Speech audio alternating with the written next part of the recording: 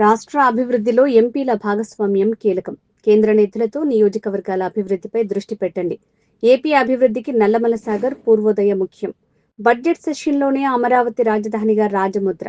జిల్లాల కలెక్టర్ల సదస్సుకు ఎంపీల వర్చువల్ హాజరు. టీటీడీపీ సమావేశంలో ఎంపీలకు సీఎం చంద్రబాబు దిశానిర్దేశం. హృదయపూర్వక నమస్కారం. Telugu Desam parliamentary party meeting budget సమావేశాల ముందు ఈరోజు ముఖ్యమంత్రి గారి అధ్యక్షతన జరిగింది. బడ్జెట్ సమావేశాల్లో ఏ విషయాలపైన మాట్లాడాలి, ఏ టాపిక్స్ మనం తీసుకోవాలి, రాష్ట్రానికి సంబంధించి ఏ టాపిక్స్ ఏ సబ్జెక్ట్స్ మీద మాట్లాడాలి అనే దానిపైన అందరం కూడా కూర్చొని చర్చించుకొని, అలాగే ముఖ్యమంత్రి గారి సూచనల మీదకు కొన్నింటిని మేము ముందు తీసుకెళ్ళడానికి నిర్ణయించుకున్నాము. ముఖ్యంగా బడ్జెట్ సమావేశాలు మొదటిది మీ అందరికీ తెలిసిందే. నిర్మలా సీతారామన్ గారు అత్యధికంగా ఒక ఫైనాన్స్ మినిస్టర్ బడ్జెట్ ప్రవేశపెట్టడం, ఒక మహిళా ఫైనాన్స్ మినిస్టర్ బడ్జెట్ పెట్టడం, ఫైనాన్స్ మినిస్టర్ కూడా బడ్జెట్ ఎన్నిసార్లు పెట్టడం అనేది అత్యధికంగా నిర్మలా సీతారామన్ గారికి రేపు 1వ తారీఖు నుంచి ఆ క్రెడిట్ వస్తుంది.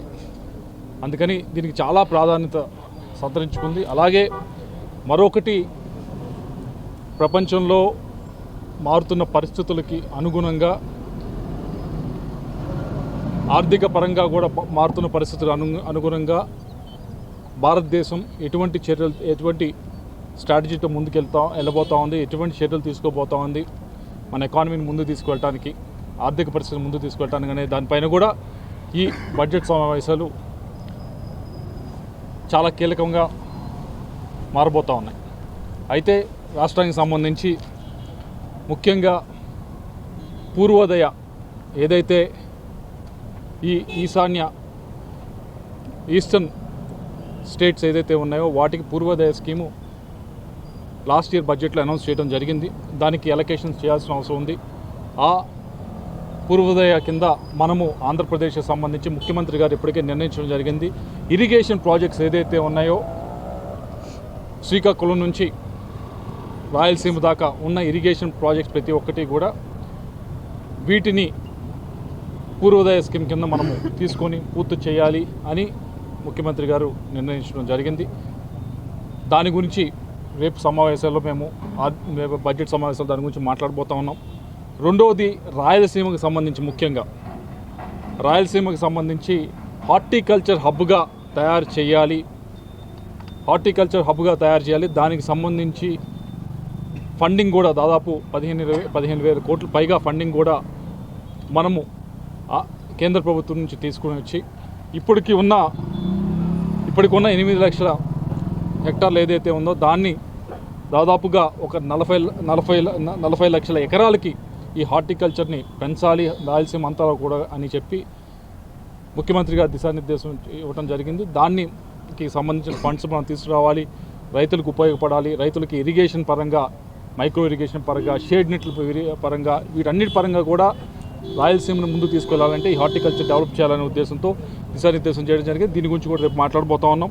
అలాగే నల్లమల సాగర్ ఏదైతే పోలవరం మనం పూర్తి చేసుకుంటా ఉన్నామో, పోలవరం పూర్తి చేసుకున్నట్టు విశాఖపట్నం నీళ్ళు ఇచ్చుకోవటం, అలాగే పోలవరం నుంచి కృష్ణా రివర్కి, కృష్ణా నుంచి రాయలసీమకి నీళ్ళు ఇవ్వాలి అంటే నల్లమల సాగర్ పూర్తి చేయాల్సిన అవసరం ఉంది. దీని గురించి కూడా రేపు బడ్జెట్ సమావేశంలో మాట్లాడబోతూ ఉన్నాం.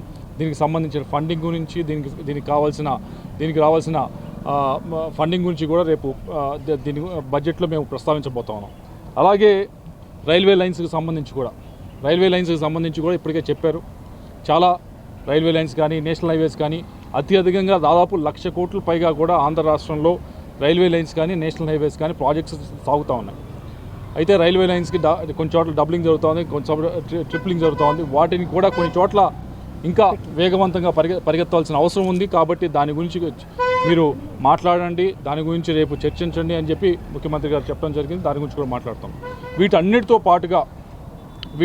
పాటుగా అమరావతికి సంబంధించి, మన క్యాపిటల్ అమరావతికి సంబంధించి ఏదైతే దానికి సంబంధించిన బిల్లు ఏదైతే ఉందో దాని గురించి కూడా మేము రేపు ఈ బడ్జెట్ సమావేశంలో ముందుకు తీసుకురాబోతా ఉన్నాం. ఎందుకంటే మీరు అందరూ చూశారు 33,000 ఎకరాలు రైతులు ముందుకు వచ్చి క్యాపిటల్కి భూములు ఇస్తే స్వచ్ఛందంగా దాన్ని ఒక షేప్కి తీసుకొస్తే 2014 నుంచి 19 దాకా 19 నుంచి 24 దాకా క్యాపిటల్ ఎక్కడ ఉందో అని చెప్పి ఆంధ్రప్రదేశ్లో ఒక కన్ఫ్యూజన్ అనేది క్రియేట్ చేయడం జరిగింది. అందుకని ఆ కన్ఫ్యూజన్ని పటాపంచలు చేయాలి. ఆ కన్ఫ్యూజన్ ఎట్టి పరిస్థితుల్లో కూడా ఎవరు ఏ విధమైన అపోహలు ఎటువంటివి కూడా ఉండకూడదు అంటే అమరావతి క్యాపిటల్ని కేంద్ర ప్రభుత్వం వైపు నుంచి సాధించుకొని కేంద్ర ప్రభుత్వం వైపు నుంచి గజెట్ రూపంలో తీసుకుని రాగలిగినప్పుడే ఆ క్లారిటీ అనేది అందరికీ కూడా వస్తుంది. ఆ క్లారిటీ రావడంతో పాటు ఇక్కడ ఉన్న ఎవరైతే ఇక్కడ ఇన్వెస్ట్మెంట్స్ కానీ వీటికి ఇలా ఇక్కడికి వ్యవస్థలను ఇక్కడ తీసుకురావడానికి ప్రయత్నిస్తూ ఉన్నారు, పెట్టుబడులను తీసుకురావడానికి ప్రయత్నిస్తూ ఉన్నారు, వారందరికీ కూడా ఒక గ్యారంటీ రూపంలో ఇది ఉంటుంది అనే ఉద్దేశంతో అమరావతి క్యాపిటల్ బిల్లు పైన కూడా రేపు జరగబోయే బడ్జెట్ సమావేశంలో మాట్లాడదలుచుకున్నాము. అది ఈ సమావేశాల్లో ముందుకు వెళ్తుందని భావిస్తూ ఉన్నాం. అది పాస్ అవుతుందని కూడా ఈ సమావేశంలో భావిస్తూ ఉన్నాం.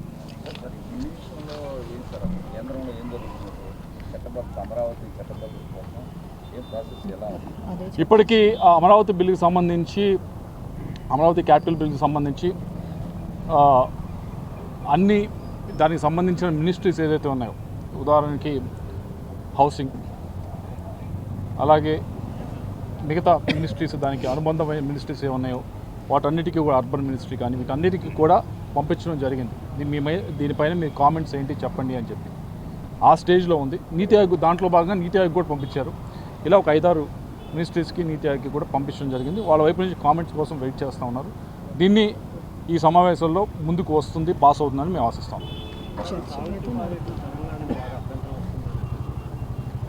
సాగునీటి ప్రాజెక్టుల పైన చాలా క్లారిటీతో ఉన్నాము.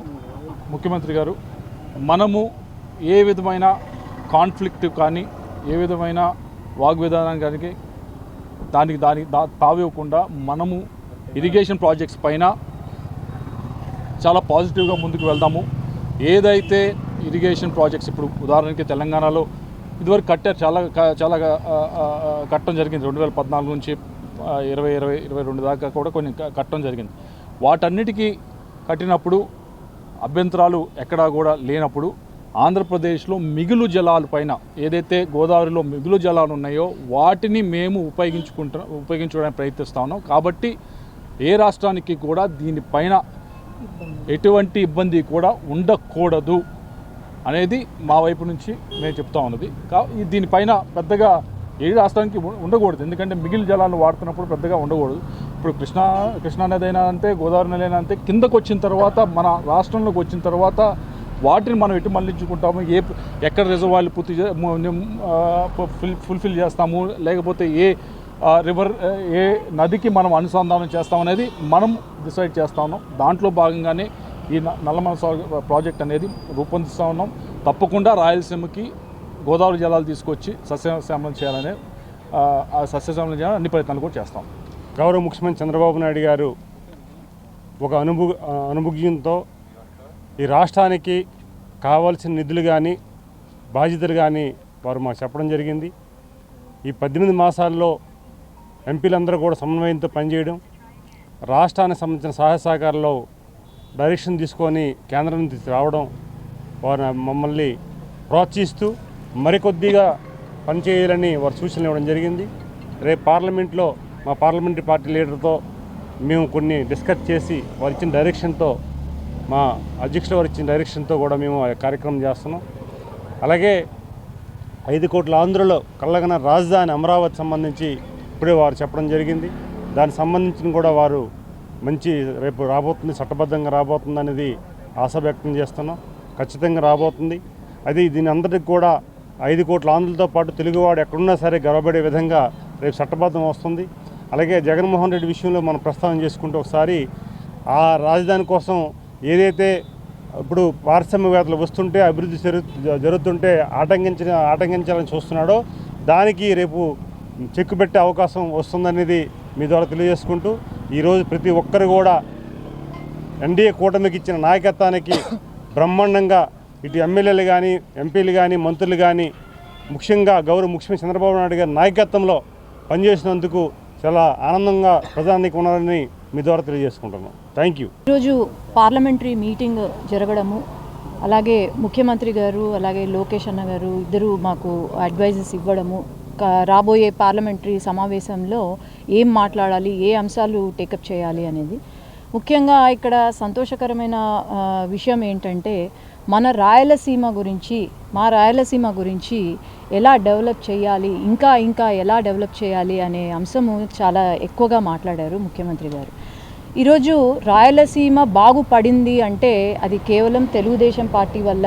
ఆనాడు ఎన్టీ రామారావు గారు ఎప్పుడైతే ఇరిగేషన్ ప్రాజెక్ట్స్ తీసుకొచ్చారో, అలాగే ముఖ్యమంత్రి గారు ఈరోజు రాయలసీమలో నీళ్లు పారుతున్నాయి అంటే కూడా అది కేవలం తెలుగుదేశం పార్టీ అండ్ మన ముఖ్యమంత్రి గారు తెచ్చిన ఇదే. ఇంకో విషయం ఏంటంటే ప్రతి ఇంచు ప్రతి ఎకరానికి నీళ్లు పారాలి అనే ఉద్దేశంతో ఈరోజు గోదావరి నీళ్లు తీసుకొని రావడము ఎలాగైతే సీఎం గారు చెప్తూ వచ్చారో ఈ అంశం కూడా మేము టేకప్ చేస్తున్నాము. అట్లాగే ఈ మధ్య పాపము వైసీపీ వాళ్ళు చాలామంది ఎప్పుడూ లేని విధంగా ప్రెస్ మీట్ పెడుతున్నారు.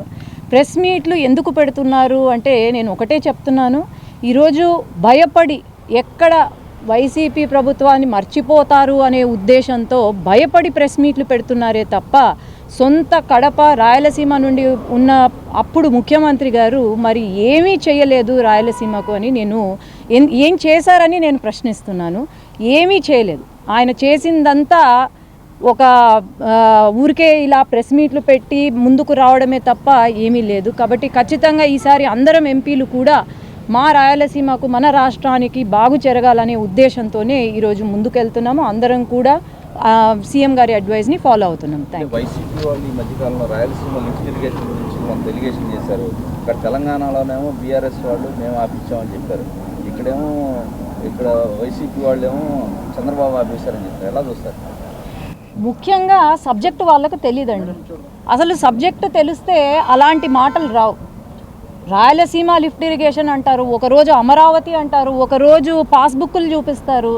సబ్జెక్టు నేర్చుకొని తర్వాత ముందుకు రమ్మని నేనైతే ప్రశ్నిస్తున్నాను. ఎందుకంటే ఈరోజు రాయలసీమలో నేను ముందు చెప్పినట్టు నీళ్లు పారుతున్నాయి అంటే అది కేవలం మన ముఖ్యమంత్రి గారి వల్లే తప్ప ఇంకెవరి వల్ల అయితే కాదు. ఇక్కడ ఎటువంటి ఇవి లేవు. ఏవైనా ప్రాబ్లమ్స్ ఉంటే అన్నీ బయటకు వస్తాయి.